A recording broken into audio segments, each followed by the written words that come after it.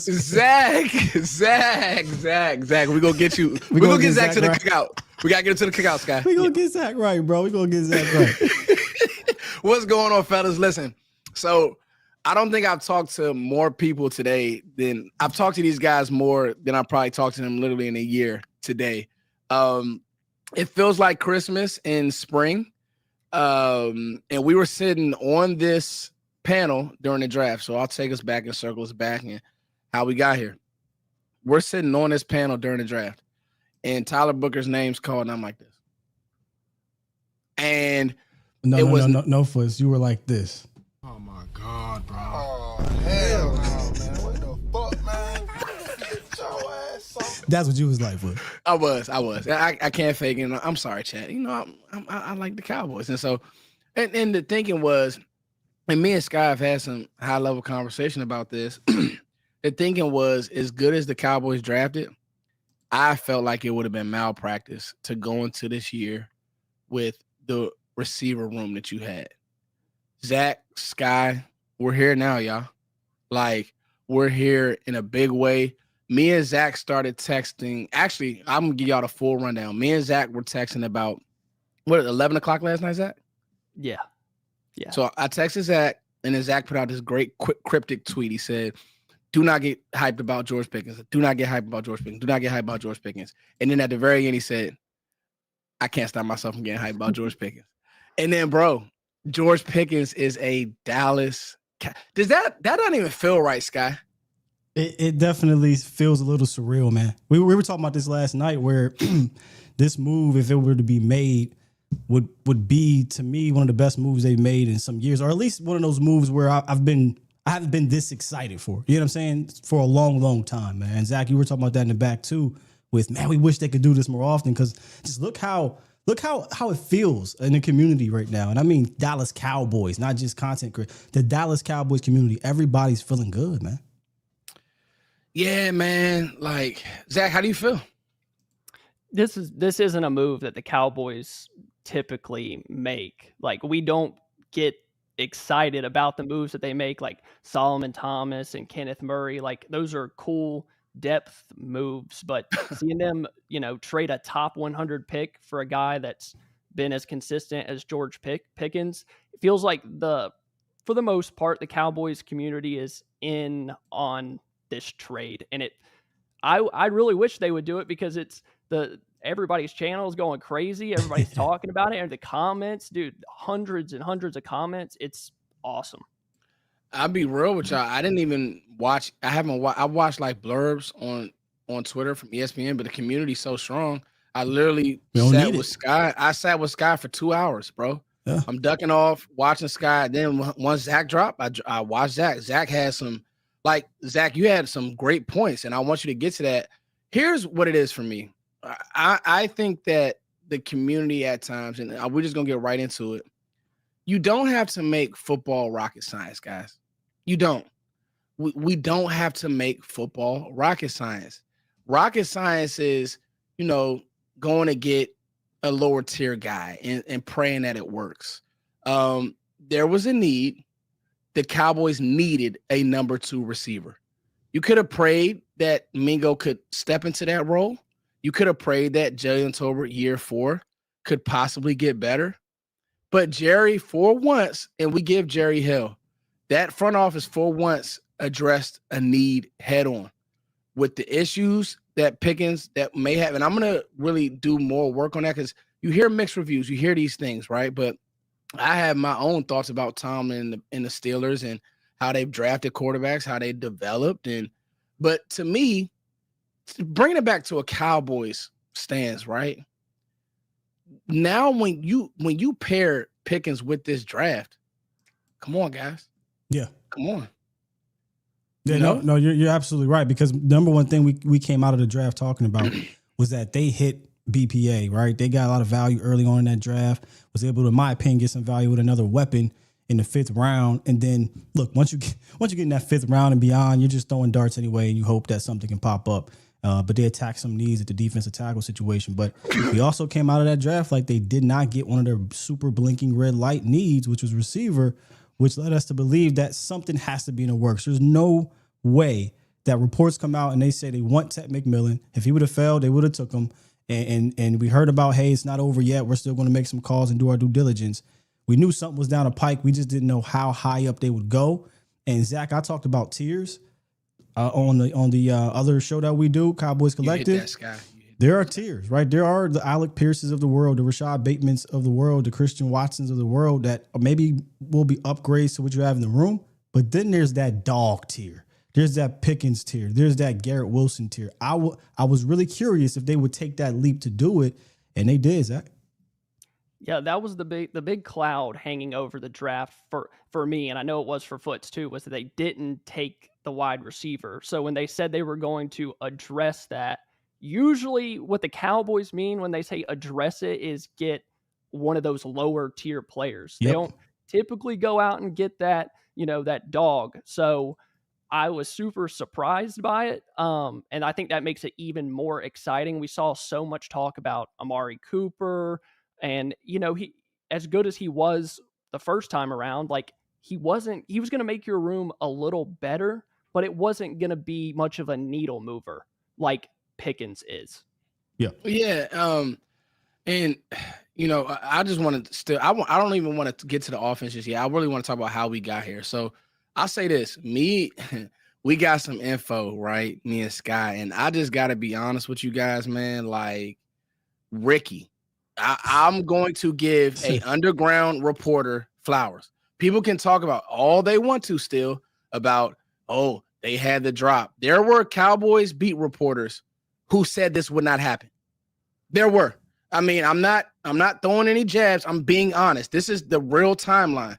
And you guys know when it's these three on the screen, we'll be real. Me and Clarence have had our back and forth. Clarence, we can joke like that. He said this was not real.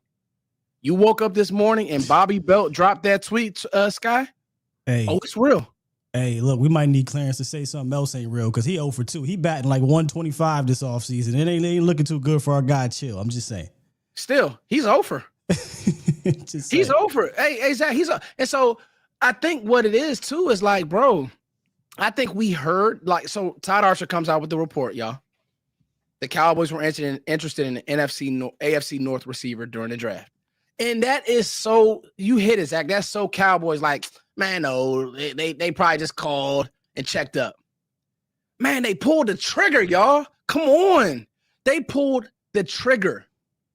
On a top 100 pick that might be gone next year, or you have to franchise tag for $25 million. Like, this is a win now move. Like, this offseason as a whole, after you add the Pickens trade, feels like the version, at least, of all in.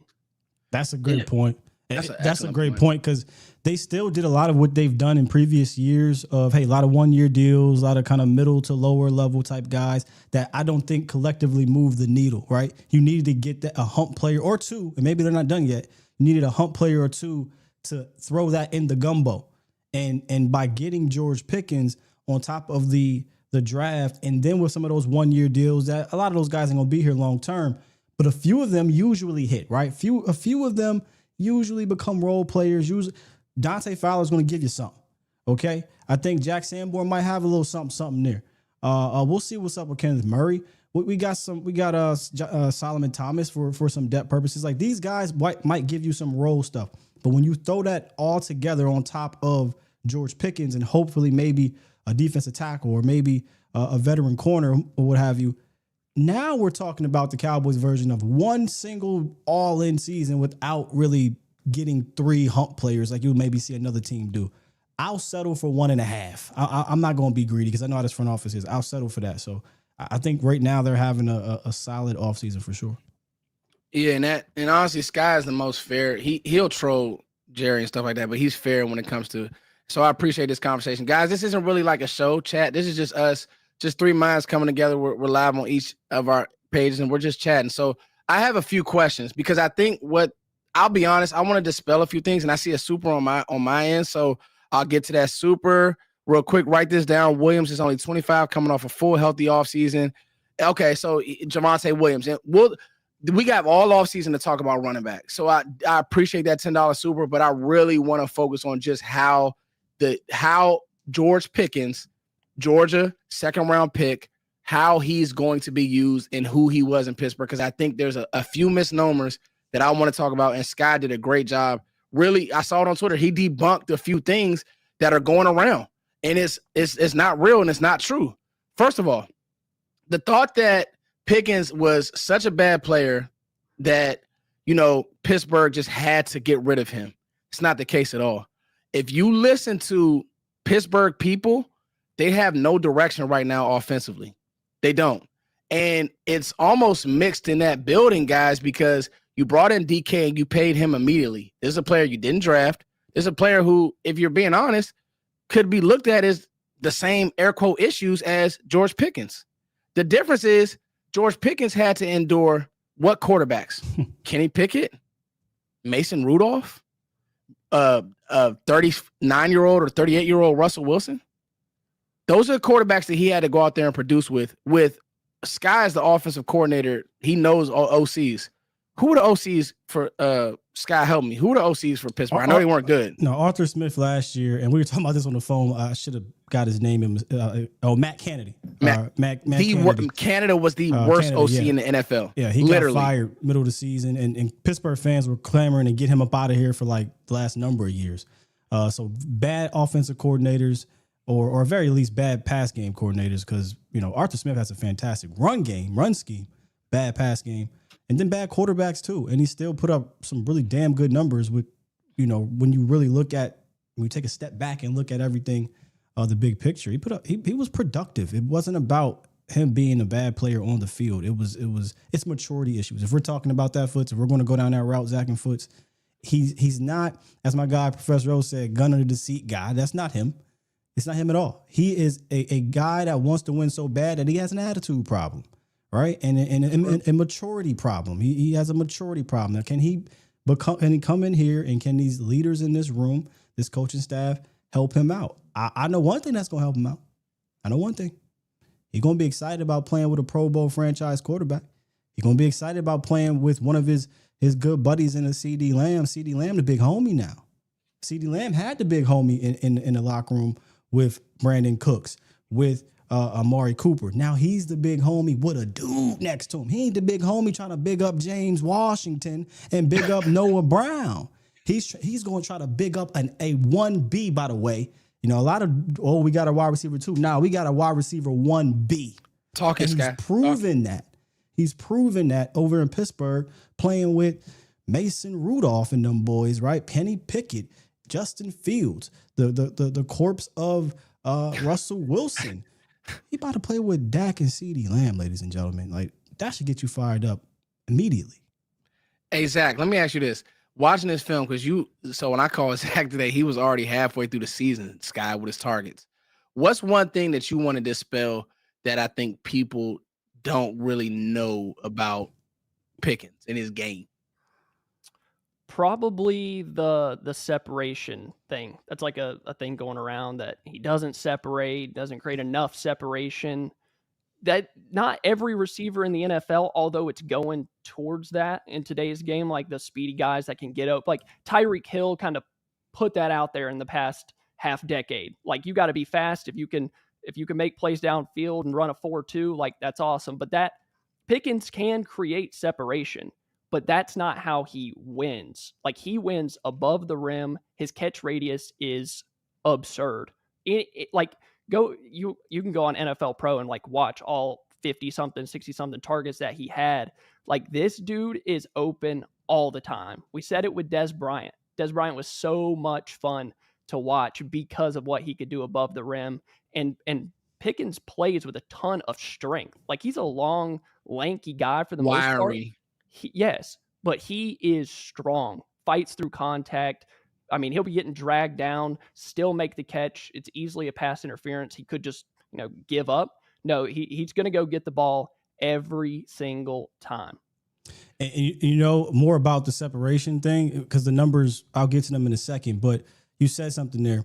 He actually does separate. He separates late. And what I mean by late is when there's no, I shouldn't say separate late. Let me not, because that sounds bad. If he's covered, he's really not. If you go really watch his targets, specifically deep targets, intermediate targets, because of that catch radius, yeah, there might be a guy by him, but they're not covering him because he has that catch radius. Yeah, there might be a guy that might be side step to step with him, but guess what? He will flash those hands late. He might get he got a veteran push off to his game too, and he will create that late separation is what I mean. And with this offense, I've said this many times, I've said this to you guys, I think this offense will scheme some of these receivers open anyway. I think you'll get more of that as opposed to what you got under McCarthy. But let me ask you this: if the separation statistic that I've seen going around is an issue, so silly. Well, if it's an issue, let me ask you this: would you not want to have AJ Brown? His separation per next gen stats 2.1. Would you not want to have Scary Terry per next gen stats 2.7? What about T Higgins? 2.4. Marvin Harrison Jr. Throw him out the window, right? A 2. What about Alex Pierce? People were bringing him up. 2.4. Tank Dell. I like Tank Dell. 2.7.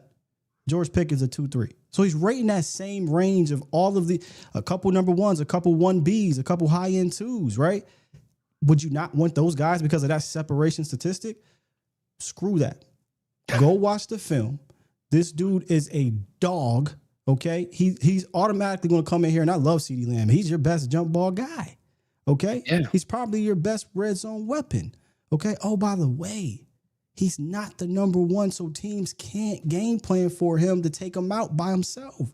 He is going to be partnered, I should say, with the CeeDee Lamb. So now I'm getting more one-on-ones, or maybe I'm getting light zone over there, and he's going to be able to eat that. I saw him get separation on one of the best, if not the best cornerback in the National Football League if you go watch the Denver Broncos game. And you saw Patrick Surtain go, damn, man, he got me. So we're talking about, man, this dude's talent is immense. This is one of the most talented receivers. It should be nothing about his talent on the field. He makes you so much better across the board. It's about the maturity. That's if you want to talk to me about maturity, I'm all ears. You want to talk about the talent and what he brings on the field, there's not really much you can say from a negative impact. Bro, Sky, I want to cry football tears, man. I'm serious because people have made this about being right, and it's not. I just want the team to be good. Like, and I think the Cowboys made a point to make this team good. He's a ball winner. Like, I don't want to get, because Sky just killed that soapbox, but I got to get, he's a ball winner. We've become in love with looking at stats. Look, we go to PFF. Is he green here? Is he red? Here. No, go watch the game. Go watch the game. He has run after the catch. I was watching the Commanders game last year, and I'm watching people. If you watch ball, see, I can tell who doesn't actually watch the NFL, and it's real. I'm watching Russell Wilson throw. All he does is throw air balls. He won't throw the middle of the field. That's another thing that's like a major issue with Wilson's game versus Dak. Kills the middle of the field. So we're going to get to the offense and what it'll look like, we think, early on, Sky and Zach. I want to talk about that. But my thing is, if you watch how he was just able to run right past, he ran right past both their corners, Igbenogany, and then Igbenogany and what's the young kid, Sanders still, and then jump ball, end zone. Like, and then Russell missed him on a few plays. We have to really look at how he wins. He's the perfect offset for CeeDee Lamb. Go ahead, Zach. I was going to mention, too, the separation numbers don't look great. Or if you watch the TV copy alone, he's not going to look like he's open because the quarterback play was so bad. Like the catch that he had in the corner against the Commanders on Sanders still, like he has a good half a step to a full step on him. But because Russell Wilson's throw is so it's like underthrown and the opposite shoulder, he looks like the corner's all over him. When if he would have just put it in the breadbasket, he's right in the corner of the end zone. Placement, there's another play against the Jets. What's up, Vach? Reed, we got a Vach Reed. Shouts out to our brother Vach. There's another play against the Jets. Reed, who's a fantastic number 2 cornerback in the league. He gets by. He has the steps on I forget his first name, but Reed, and I don't know what that throw was. I guess he didn't want to overthrow Pickens or whatever. And Pickens had to readjust. By the way, one of the best at readjusting to bad balls, right? I mean, he can catch. I mean, it's ridiculous. So he had to readjust. It was underthrown. It bobbles up, and he still catches it. He's beaten one of the better corners. I've seen him beat those corners. So I don't think we should really harp on that aspect of it. I think his talent and what he provides on the field, especially, again, I'm going to keep harping on this, next to CeeDee Lamb, just far, far, far, far outweighs that. The biggest concern is when things don't go his way, right? If there is a struggle offensively, how will he react on this team? Because we saw how he reacted in Pittsburgh. All right, so I got a few questions offensively, and I'll let y'all go. I'm good. So it ain't, bro. I haven't been this excited for a weapon since Amari Cooper, and I'm not gonna lie to y'all. I'm not gonna lie to y'all because of the age and because I think there's still room for him to get better. I may be a little bit more excited than Cooper, and the reason is because he's 24. People are like, 1 year deal. Bro, if he gets over 1K, Jerry's not letting him lead a building. I don't see that, bro. If he has a 1,100-yard year and everything goes smooth, let's say you make a deep playoff run, George Pickens isn't leaving the building. Him and CeeDee Lamb will grow together. What you like? He only got to do 11, bro. He only got to do 11, bro. He don't. What he got to do still? AJ Brown got traded for now again, we're talking about different characters, but AJ Brown got traded for a first-round pick after an 800-yard season. Like, true. It's not going to be you in your bag, bro. It's not going to be about the statistics. He's going to get his, right? So he's going to get his. He going to float around that 8 to 1,000, 6 to 10 tutties. I think it's going to be about the maturity. I don't think they make this trade with the thought. And I seen this. Shouts out to some of my people. Like when I say people, I mean a lot of people don't respect Marcus, but he puts in work. Marcus Mosher, he's the one throwing the wet blanket on this whole thing. But it's a few in the community. It's a few. But he was like, hey man, this is definitely a 1-year rental. I'm like, ain't no way. Ain't no way they trading a 3rd round pick. And they just like, yep, we renting him in a season where, let's be real, we like the steps that they're taking, but I don't think anybody is looking at the Cowboys as, man, they're one move away from the Super Bowl. Like, Pickens isn't the one move away. They might be one move away from being a really competitive playoff team, meaning fighting for the playoff spot, possibly winning a game or two, hopefully. But Super Bowl, like, I don't think Pickens is that one sole move. So when I hear him say, "Hey man, this is definitely a rental," I don't think it's definitely a rental. I think it's, let's get him in here. Let's see how he acclimates to our new locker room culture. Let's see how his maturity goes. And if they like what they see in these next 12 months, he will get extended or at the very least franchise tag. If not, bro, you give up a 3rd round pick. We're not talking about a first. We're not talking about multiple firsts. We're talking about a 3rd round pick. And I won't say this puts you in a Super Bowl, but it does put you in a conversation. What that conversation is, I think the conversation is that I won't even say all in, but if they go get a DT Sky, I don't even know if I need a running back per se. I would like a name, but I think what this does is say, let's get to the scheme for me. Let's get to the offense. And I want Zach and you guys to jump in. This is what I see. I see versus, I put up a graphic versus man coverage. His numbers are literally through the roof. And I tweeted this out, and I actually want to talk about it. Versus man coverage, his numbers outside of Justin Jefferson and Jameson Williams, he's crazy. He's a demon versus man coverage. Me and Matt, shout out to Professor Georgia fan. He knows Pickens. He's loved Pickens. He's been all over this. Pickens since 22, bro. Shout out to Matt. I got to give you that love, Matt. And shout out to everybody in the community, but really Matt, because me and Matt were, we were talking about it, and everybody's like, no, it's not going to happen. And me, Sky, Matt, and like when I was texting Zach, I'm like, bro, this thing has real legs. But anyway, man coverage, Sky, demon. Here's what I see. I'm not going to say it's going to be so easy for Schottenheimer because I don't think that. What I think is the looks that will be presented, it'll literally be when you had a Michael Gallup, but better. Meaning, if you're getting one-on-one coverage, Pickens is going to beat one-on-one coverage. That's what he's done his whole career. He's going to beat one-on-one coverage. Now, if you have any type of imagination as an offensive coordinator, this thing should roll now, Sky, because outside of, I'm serious about this, and I don't care if it's a hot take, clip it, or whatever you say, literally outside of Jamar Chase and T. Higgins, I personally don't know if Devontae Smith and A.J. Brown are a better duo. Now, they know Jalen, but here's the thing. I always had CeeDee Lamb over A.J. Brown. I just think he does more after the catch. I think he's a better route runner. He developed to a better route runner. If you wanted to argue anything, it would probably be Smitty versus Pickens, Sky, but it's debatable. it's debatable to me. And the reason why Hurts is able to be that guy on offense. Let's not stop me, Sky. Yeah, let's not get distracted, Foots. That shit don't matter. Foots, that shit don't matter. I'm past that, and I said this a couple years. I'm past. Oh, where does Dak rank? Where does CD rank? I'm past. We the number one offense. I'm past it, bro. Does he help your offense, and does he not just help your offense? Does he take it to another level? Right? Because a guy like Jaden Blue helps your offense, but a guy like George Pickens takes it to another level. And when you're talking about on the field, right? You talked about one-on-one man coverage. And a lot of times Pittsburgh, if he got that one-on-one and they would send him deep, he crushed it.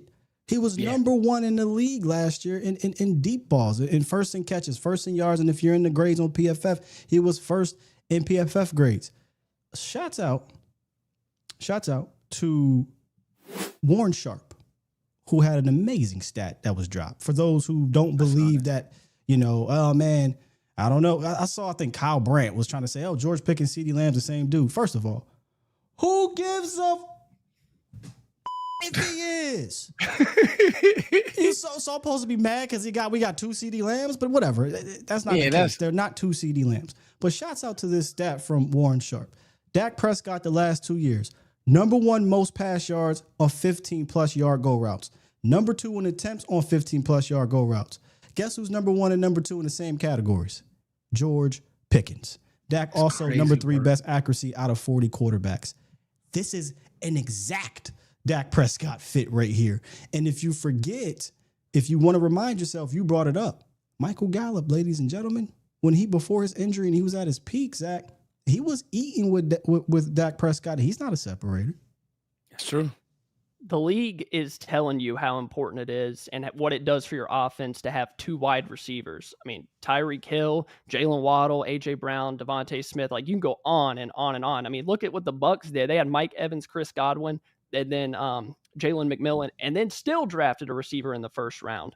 Like, that, having a guy opposite of Lamb, where Lamb isn't the sole focal point for a defense week in and week out, does so much for your offense. It helps the run game, helps spread everything out a little bit. And then when it's time to win in crunch time, and I think that was a problem with the Cowboys in past years. Like, nobody's winning in crunch time. George, talk about his Zach. So, I mean, the league is keep going, Zach. Keep going, Zach. Keep going. Yeah, the league is telling you how important it is to have those guys and to not put all of the pressure on CD. Stay right there, Zach. God dang it. I haven't seen anybody bring that up all day today. The pressure, yeah. You know what? When you said that, the crunch time aspect of it, when you said that, you know what immediately popped in my head? I don't know if y'all watched the last possession of the San Francisco game last year. Cowboys fight all the way back. They got a chance now. They got a chance to go down there. I think it was a tied up or I don't know what it was. And that last possession was pathetic, first of all, from a play calling standpoint. Second of all, we went through on my show and looked at everybody opposite of CeeDee Lamb. Who was getting open? Not a single soul. Guess who was out there, Zach, in that crunch time? Jalen Brooks. Jalen Brooks, wide receiver 7 right now. Can you give me a drop for that? He's wide receiver 7. Give me a drop. Give me a drop, Sky. No, bro. No. Now in crunch time, you want to take away CeeDee Lamb. You want to one-on-one with George Pickens, fam. A couple years ago in Philly on 4th and 8, we had to go to Jalen Tolbert. All right, man. Excellent point, Zach. Offensively, man, I think Sky hit it, man. I think that Schottenheimer and just more modernization, people who have clamored for other receivers, I'm not going to even give it much life. Maybe you wanted that in Mike McCarthy's scheme. Quick game, 1,000 slants, 1,000 turnarounds. Bro, you run this big tree on overs off of play action. You run this big joker on corner routes and deep third attackers because you're getting one or you're getting two safeties. You're getting middle of the field open, you're getting middle of the field close. You can't run a lot of zone because CD is going to eat in zone. Like, that's what he's going to do. It's unfair. So if you try to sit in those zones, CD is going to tear zones up. There's not a slot receiver a slot corner who could run with CD all game in the middle of the field. It's like chasing a rabbit. So you're getting cover 3, middle of the field closed, or you're getting middle of the field open. Bro, off those play action shots, running Pickens down the field one-on-one, people don't understand how well he tracks the football, guys. We haven't talked about his tracking. When's the last time we saw a receiver outside of Sedarian Lamb track a football? Like it was a bad ball, because by the way, he's getting balls thrown at him from Kenny Pickens, so they're all bad footballs, and he's tracking the ball. We haven't seen that. That's what he brings to this offense. That's where he's going to win. And I just think that it honestly, if you just take away the off the field, and I'm not worried about the off the field. And closing for me, I think this made your offseason. I'll just say the draft. I won't even say the offseason, right? Because let's be real, they went Dollar Tree on a lot of things. Yeah. This made the offseason Sky A+ draft. This makes your draft an A+. I thought somebody I was watching something today and was like, if you add Kenny Pickens to this draft, if you add George Pickens to this draft class, it's a true. I mean, you don't even got to add it to the draft class. Add it to the offseason moves, right? Like say they did this in March. Then the draft, it looks like, okay, that's how it was going to go, right? That's how it's supposed to go. You're not going to take Ted McMillan at 8 anymore. If the thought process, or not 8, but 12 anymore, if the thought process is Kenny Pickens is going to be here for the long haul. But before, you let me know, you tap me on the shoulder, whether it be in the private chat or just let me know straight up if you got to get a hard out here. I wanted to ask y'all not just about Pickens. Like we're going to continue to talk about Pickens, but something had popped up in my show this morning about beyond Pickens and CD Lamb. Now, when you have a competition for wide receiver 3 that features Jalen Tolbert, Jonathan Mingo, that's a little more enticing than the wide receiver 2 conversation about Jalen Tolbert and Jonathan Mingo.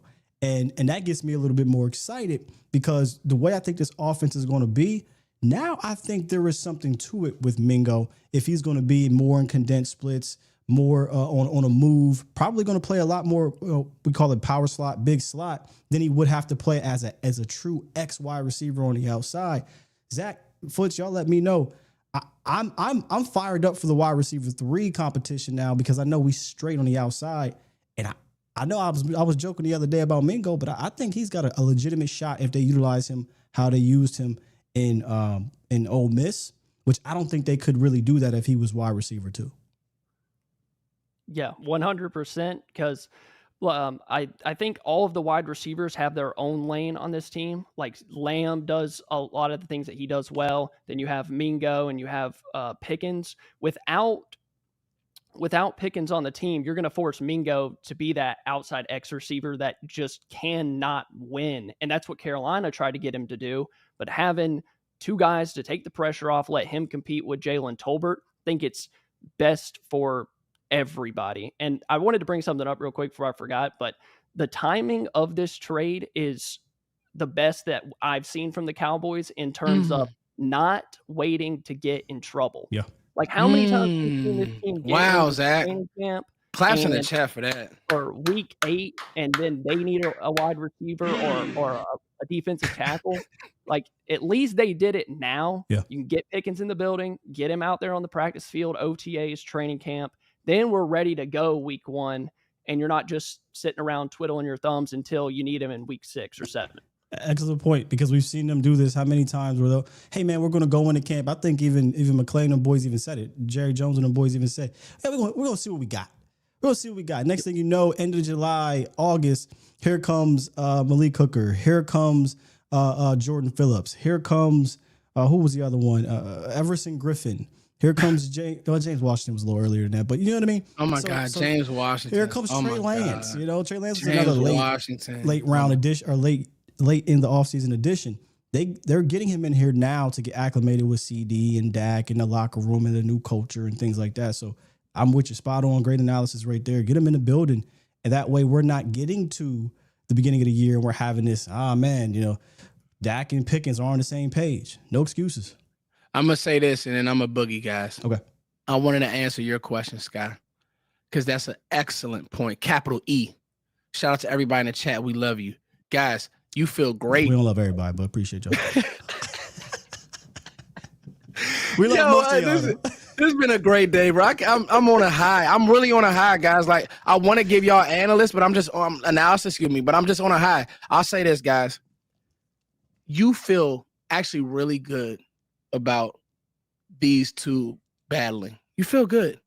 Go ahead, Mingo. Go beat a team's third corner. Go beat whoever in the from the Giants. Go run around, beat him. You know what I mean? Break a few tackles. Beat a guy. Oh, look at Mingo. Because the expectation, there is none. There is no, we're not counting on you. You know who you're counting on? You're counting on 88, who's had a 1,700-yard season, and you're counting on George freaking Pickens, who's had 1,000 yards with Kenny Pickett, excuse me, and he's 24 years. Those are the two players that you're counting on. You're counting on Jake Ferguson. You're counting on 4. Counting on Jalen Tolbert, Sky, malpractice. Bad Cowboys. Bad Brian Schottenheimer. Counting on George Pickens with all his issues, I still feel like he's a dependable football player. He's just irritated. Like, and that's okay. We do these things to where it's like one size fits all. They need to be choir boys. Man, it's football. Like, I don't want guys. Let me tell you something. That choir boy crap goes out the window when you stink. When you're not good. I'm pretty sure Jalen Tolbert's a choir boy. I'm pretty sure you take him home, do the right things. He doesn't wear a mask, all that, whatever. Dog, can he play football? Does he scare people? No, he doesn't. I tell you what. Defensive coordinators now, you can let anybody in the space tell you whatever they want about George Pickens. Every defensive coordinator in the NFC East is thinking, how am I going to stop CeeDee Lamb and George Pickens? Yeah. The same defensive coordinators who had to stop Jamar Chase and T. Higgins, I'm telling you what I know. Not what I heard, what I know, because you don't have enough juice on the back end to do it. So, man. Seriously, guys. Seriously. You know. Nah, you and you're right to be excited about this, man. You and you're right. They got some more work to do, and we'll talk about, all of that throughout the next couple of weeks and months. We got a long off season until we get to the training camp, which you might, see a couple of us out there. But this is definitely certainly a day to have fun with this, feel good, be excited. And it's not forced. I don't think you should have to force yourself to be excited about this. I think this is a legitimate, really damn good move that I hate to even use the term low risk, high reward. I don't think there's any risk to it. Had you traded a first or second round pick, had you immediately given him some $100 million contract, yeah, man, that's a bit of a risk. There is really no risk to this, in my opinion. This is all reward. And if it doesn't work out, you give up probably a middling third round pick, guys. Come on. But then if he gets paid somewhere else, depending on what the contract is, you at least get a compensatory back, and then you're maybe losing a 4th round in value. Like, there really isn't any risk involved. No. Guys, I'm going on record with the way Shotty's building this thing up and with his leadership. George Pickens will be here. Oh, okay. He'll be here. You don't make this move as a rental. You rent a guy that's 28, 29, like they did like Houston just did with Diggs or whatever like that. This guy has too much talent. I'm telling you, I watch ball. George Pickens is really good. He does some really nice things. So, hey, man, me and Sky will be on the Cowboys Collective tomorrow. Me and Zach will be doing content throughout, and we'll probably do a few more of these with Sky because, as y'all can see, he's back. So if you guys are on my channel, make sure you guys follow Zach. If you guys follow me, if you're watching this from Zach's channel, and then if you guys are on Sky's channel, please follow me. I'm honored to share this screen with you guys, man. I really am. And I thank y'all, man. Like, seriously. Appreciate you, bro. Appreciate you, Zach. We definitely got to do this more often. The draft was just a little teaser. Today was another quick little teaser, but we're going to be here. We active. I'm back officially, so we active. Amen.